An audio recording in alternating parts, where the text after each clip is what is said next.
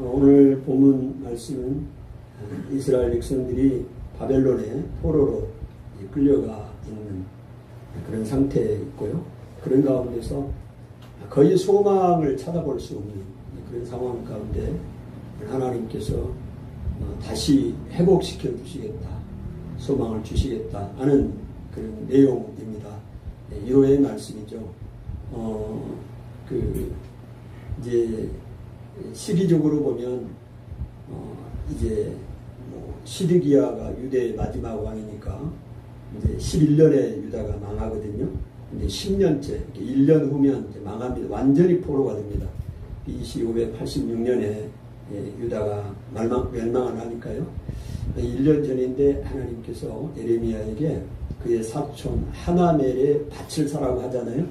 그래서 하나멜 에레미야가 자기는 지금 시대들에 갇혀 있는 상황인데 하나멜 조카가 와서 밭을 사라고 할 때 하나님께서 먼저 말씀을 하셨어요. 에레미야에게 하나멜이 오면 밭을 사라.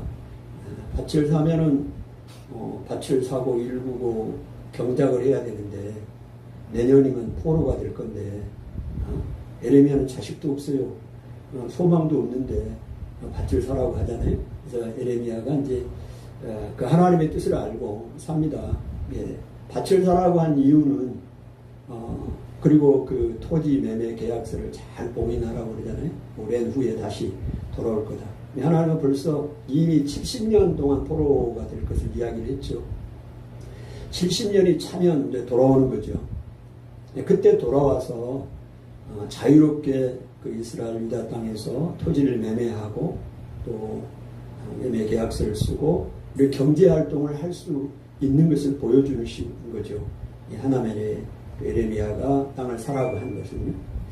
그런 건데 에레미야가 이제 그런 상황을 다 알고 있어요. 예언했고 백성들에게 이야기도 했고 이제 그런 상황에 있는데 그래도 에레미야가 하나님 앞에 기도를 하잖아요.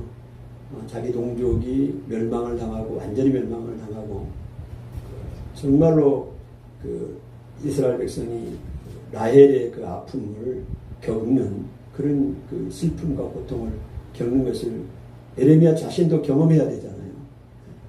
다른 동네 사는 것도 아니고 같이 유대에 살고 있는데 같이 망하잖아요.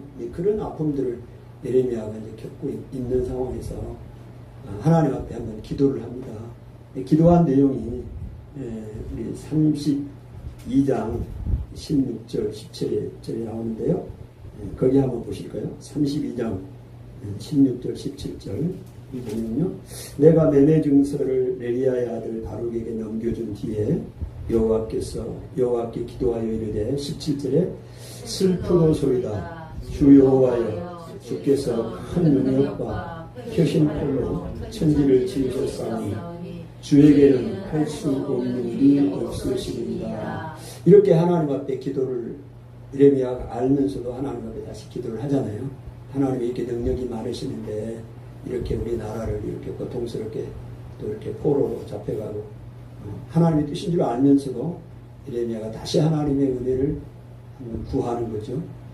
그렇게 쭉 기도를 하니까 하나님이 대답을 한 내용이 32장 26절이에요. 32장 26절 27절인데요. 26절 27절 한번 읽습니다. 그때 여호와의 말씀이 에레미야에게 임하시되 나는 여호와여 모든 일체의 하나님이라 내게 할 수 없는 일이 있겠느냐. 예, 오늘 나는 여호와여 모든 육체의 하나님이라 내게 할 수 없는 일이 있겠느냐. 이렇게 하나님이 말씀을 해줍니다. 포로에서 돌아오게 하시겠다는 거 아니에요? 네, 놀라운 하나님이시죠. 그래서 이 상황을 보면 에레미야가 지금 상황 가운데 밭을 샀는데 이 밭을 산 것을 보면 에레미야는 밭을 산 것이 아니라 희망을 산 겁니다. 희망. 70년 후에 다시 하나님이 돌아오는 그 희망을 산 것이고 돈을 준 것이 아니라 신뢰를 준 거예요. 하나님을 향한 신뢰, 믿음이죠. 에레미야에게 이런 지금 밭을 사고 자기 몸은 감옥에 갇혀 있으면서도 하나님을 향해서 신뢰를 보이고 찬양하는 내용이거든요. 지금 이 본문 앞에 보니까. 그러니까 지금 당하고 있는 현실의 절망스러운 것만 보는 것이 아니라 그 절망 넘어 희망을 보고 하나님이 행하실 일을 상상한 거죠. 오늘 우리에게도 영적인 상상력이 우리에게 요구되고 필요하다는 생각을 오늘 에레미야서를 통해서 우리에게 생각을 하게 됩니다. 지금 당장 내 앞에 있는 현실만 보면 좀 많이 힘들고 어렵지 않은, 그러나 하나님께서 행하실 그 일을 기대하고, 오늘 나는 육체의 하나님이다, 내게 하지 못할 일이 있겠느냐, 오늘 에레미야에게 하나님이 약속하셨던 것처럼 놀라운 일을 행하실 것이죠. 그 영적인 상상력이 우리가 너무 부족해.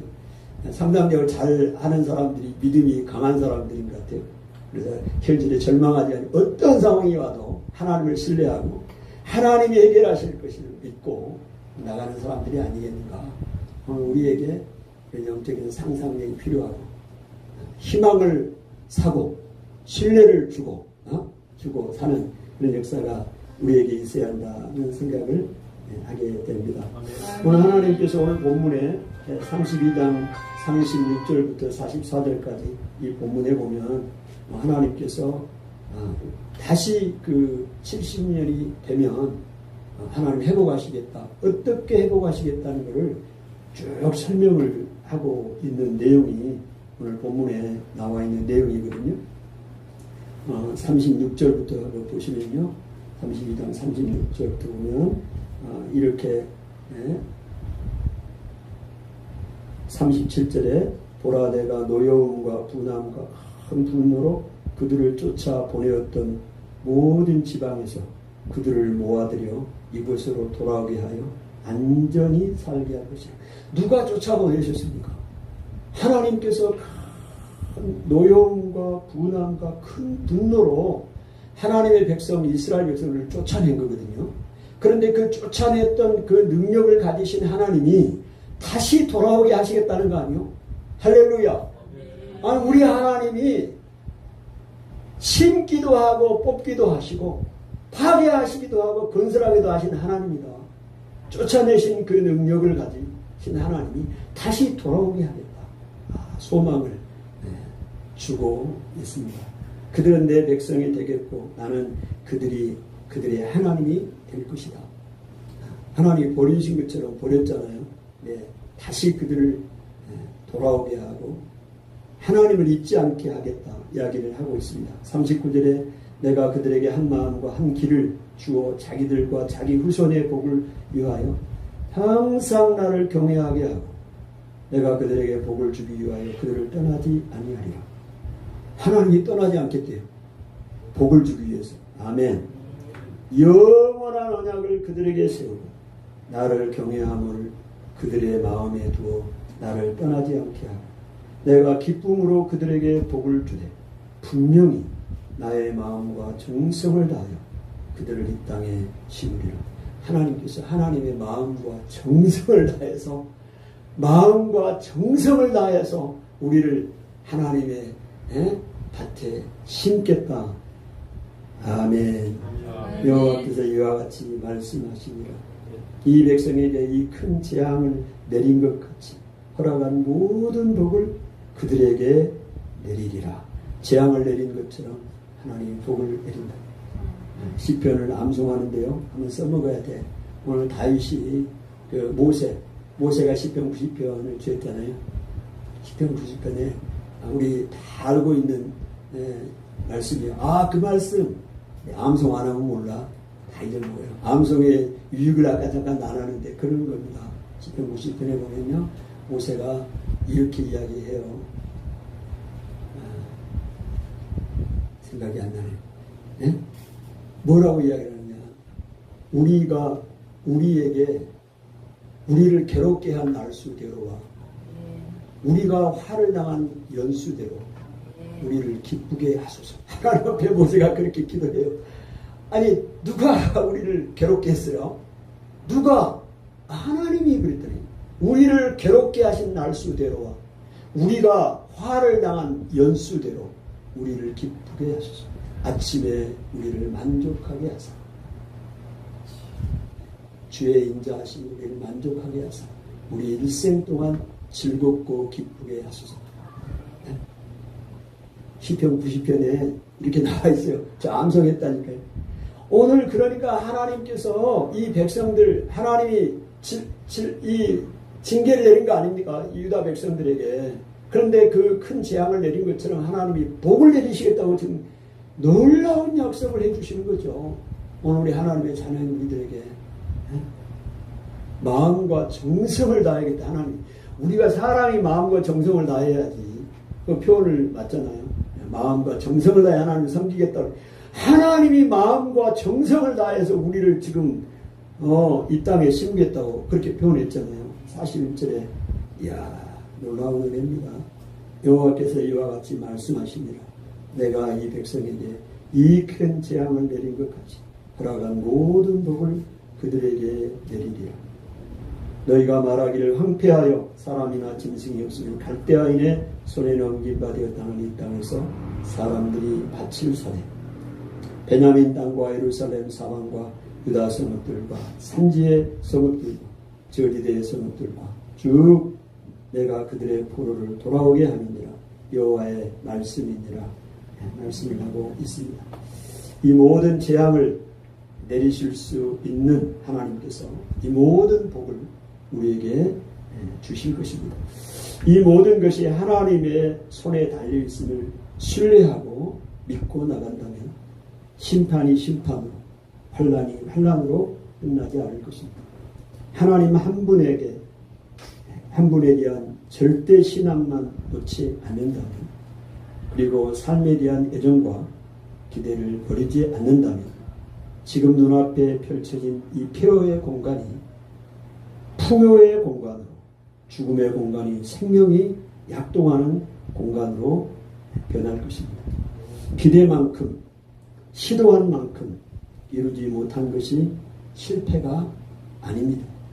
하나님을 향한 기대를 접고 아무것도 시도하지 않는 것이 실패입니다. 아멘. 시도한 만큼, 내가 기대한 만큼 되지 않는다고 그게 실패가 아니에요. 하나님을 신뢰하지 아니하고 아무것도 시도하지 않는 것이 실패입니다. 오늘 우리가 하나님을 의지하고 복음을 전하는 것도 그런 거 아니겠습니까? 할렐루야. 다시 한번 용기를 얻고 우리 하나님 앞에 기도로 나가는 것도, 합심해서 기도하는 것도, 연합해서 전도하는 것도, 혼자서 안 되면 안 된다고 포기하는 것이 아니라 연합해서 한 사람이면 피하겠거니와 두 사람이 맞짱을 뜰 수가 있고 맞설 수가 있고 삼겹줄은 쉽게 끊어지지 아니합니다. 아멘.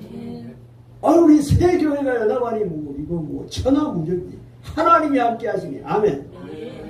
원천동, 메탄동, 초원동 성령의 놀라운 폭발적인 역사가 올해 일어납니다. 왜요? 하나님이 함께 하시고 하나님을 신뢰하고 우리가 연합하고 하나님을 기대하고 나가잖아요. 아멘. 이런 전도운동들이 대한민국의 요소에 있어요. 제가 보니까 용인시에서도 용인시에서도 작은 교회 살리기 해서 기독교나 거기 또 몇 분들이 있어요. 그래서 이런 작은 교회 몇 교회 5교회를 선정을 해서 자원을 받더라고. 거기는 아주 멤버가 있는데 그 5교회를 선정을 해서 그 교회의 지원자, 전도 지원자가 이렇게 다 받아가지고 몇 번 전도 연합해서 이런 운동들도 자원에서 일어나더라고요. 나는 감사했어요. 그래서 이런 운동들이요 전국적으로 막 일어나야 돼요. 전도 운동들이 일어나야 돼요. 이제는 제가 생각할 때는 누가 이렇게 이야기했더니 그래요 그러더라고요. 뭔 얘기냐. 목사님이 어제는 성도들이 전도 안 해요. 성도들은 전도하라면 안 돼요. 목회자가 전도해야 돼요. 그래요? 성도들이 전도하는 거 아닙니까? 아니 생각해보세요. 성도들이 언제 전도하겠어요? 다 직장 가고 언제 주일날 언제 전도하냐고. 제가 아는 교회 목사님은 주일날 11시에 마치고 오후 예배 드리기 전에 전도지하고 5장씩 준대. 5장 전도문 치약 이런 거. 그래서 다 이렇게 소비하고 오게 한다고 하더라고요. 그렇게도 이제 전도를 하더라고요. 그런 데 있지만 언제 전도를 하겠어요? 그러면 목회자도 전도 안 하면 누가 전도를 하냐고. 전도할 사람이 없는 거야. 한국교회는 앞으로 지금은요 목회자 사모가 전도하는 시대가 됐어요. 아멘. 어쨌든 우리가 전도할 수 이렇게 전도하는 운동들이 다시 일어나야 되는 거예요. 얼마나 감사합니까? 그래서 열심히 또 네이버 블로그로 제가 이걸 또 퍼나르잖아요. 홍보하잖아요. 수원연합 전도대 홍보예요. 그래서 그들도 다 일부러 제가 보냅니다. 왜? 한국교회가 다 평신도든 목회자든 알아야 할 거 아니에요.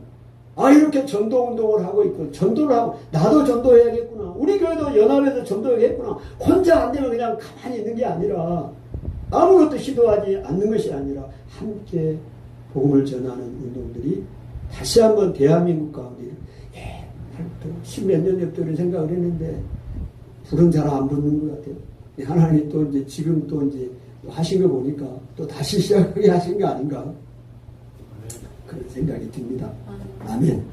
자, 우리 한번 같이 한번 기도하겠습니다.